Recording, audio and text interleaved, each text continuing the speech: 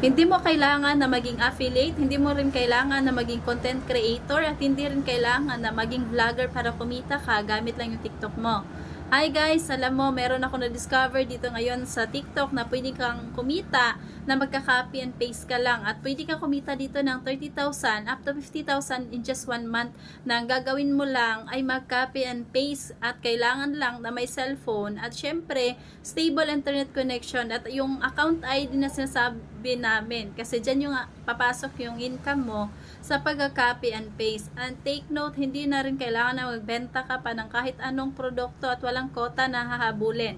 Kasi unang-una, hawak mo yung oras mo dito. Kaya kung ikaw isa kang empleyado, OFW, housewife, retired employee na gusto mo rin matuto, no, kung ano yung ginagawa namin dito, paano gagawin yung copy and paste system, no, mag-comment ka lang ng how sa baba ng video na to, or message me directly para ma-assist kita agad. See you!